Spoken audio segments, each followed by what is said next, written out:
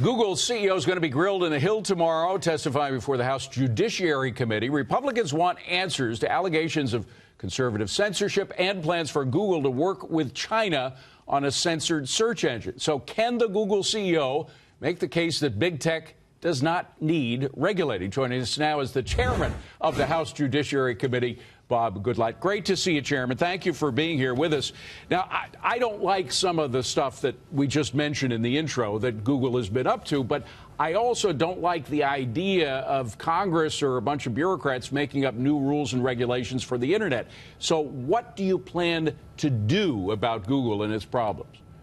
Well, first of all, we're going to shed light on the issues you just mentioned, which I share your concern about, and probably about 20 others. You know, we have 40 members of the House Judiciary Committee, and they all have different views on what to do about this. So the answer to your question about what will Congress do about it, I don't know. I'll be leaving at the end of this year, but I'll be watching this issue very, very closely because it's an important one to me and to the country.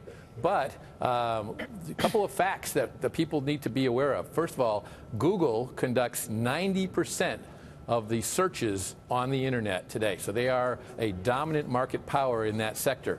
With regard to YouTube, which Google owns, 75% of American adults use YouTube, including 94% of 18 to 24-year-olds. So these are dominant market powers that we need to make sure that we expose what their practices are, and we're very pleased that Mr. Pichai is coming to answer these questions. He's going to be put on the spot with a lot of tough questions, and the answers are difficult.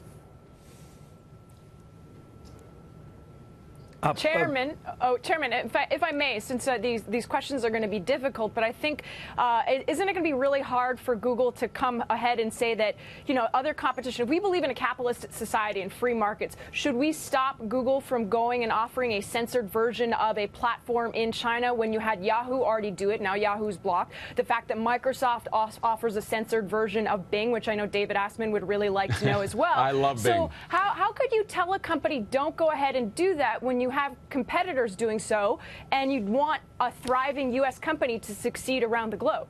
Well, it's a very good point. The issue, I think, is one that each of these companies, each of these corporate executives need to look at carefully as they make that decision. But it's also important that the Congress shine a spotlight on these American companies, which are supposed to stand for principles of free speech and privacy and other issues that people do not enjoy in China that I think make this a very legitimate debate, and Google needs to be held accountable for it. If they're going to do business in China, people need to be aware of what terms they're doing it on, and would they think about doing that in other countries, and ultimately even in the United States. In order to protect free speech, we need to have companies that are promoting that and are negotiating and holding out for that in countries like China.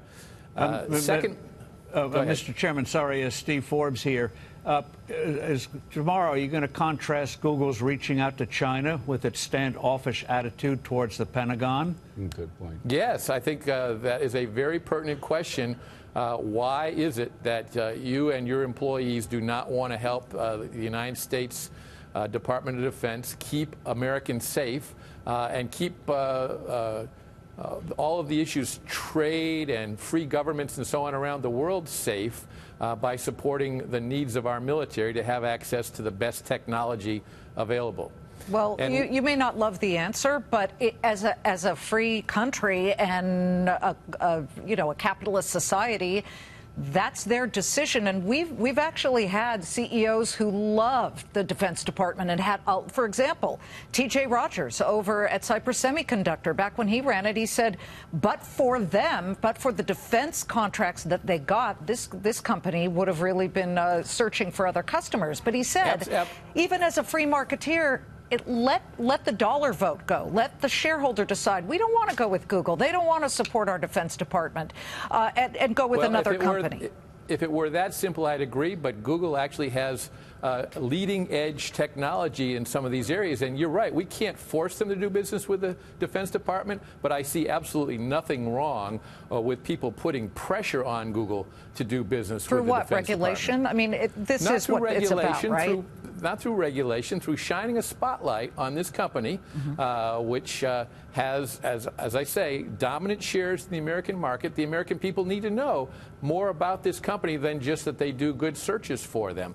And another point to make about the free enterprise and free market is the Congress has already given Google and the other social media companies tremendous protection by exempting them from most of our libel and even unfair business practice laws that apply to other forms of the media, that apply to your television network, that apply to newspapers in the form of libel laws and so on. They are given an exemption under Section 230 of the Communications Decency Act. So if they're going to exercise their right under the First Amendment to regulate the content themselves on their network, platform, if you will, yeah. Are they going to also give up the special protections they have as an internet service provider? Mr. Chairman, why do you think Google, speculate for a moment, and why Google has been so tone deaf politically? Prager University routinely gets censored on YouTube, and their algorithms always seem to go more against the right than the left. Why, knowing that they can be hit, even if they shouldn't be, they can be hit politically by opening themselves up like that? Why? Well, it's perplexing. It is perplexing. It's a good question. We're going to ask that question tomorrow. We want to know if it's just a matter of monetization, or is it a matter that their company is dominated by a board of directors and employees that are on the left and therefore want to try to influence the American people in that direction, or whether they have some other explanation for that. Chairman, you mentioned the size of Google. You're a Republican. The Republicans are generally more free market than the Democrats, but the Democrats are going to be taking over in January, and they do consider size alone to be a cause for alarm and possibly more regulations with immediate charges of monopoly. Are you going to try to combat that charge when you're in the minority at the House? I'm sure that there will be advocates for that.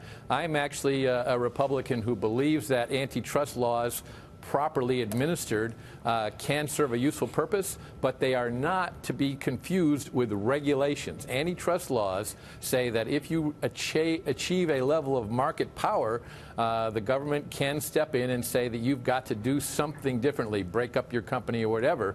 That is different than saying we're going to set up a panel here and they're going to review all the decisions that you make regarding the free speech decisions that you make on YouTube, or how you conduct searches and what comes up on that search bar when you type in names as suggested things, and whether only negative things come up about Donald Trump and those negative things don't come up with regard to Hillary Clinton. Those kind of questions are all fair game, but the underlying issue here is that the question of how big a company is and whether it has market power really is an interesting issue in all of the dominant players in the tech sector, whether it's Microsoft with their old systems or whether it's Intel with their chips, or whether it's Facebook with social media, or whether it's Google with search. The list goes on and on. It is a concern that corporate power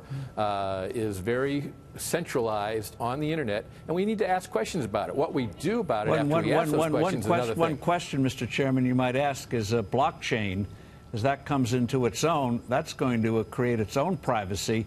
No one's going to be very hard to hack anymore, and you'll be able to control your data. I'd love to see what Google says to that about their future. Good question. All right. Well, we will be hearing about those questions and more. By the way, tomorrow, what time does it all begin?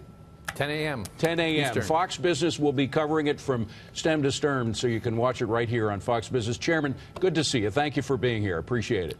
Thank you.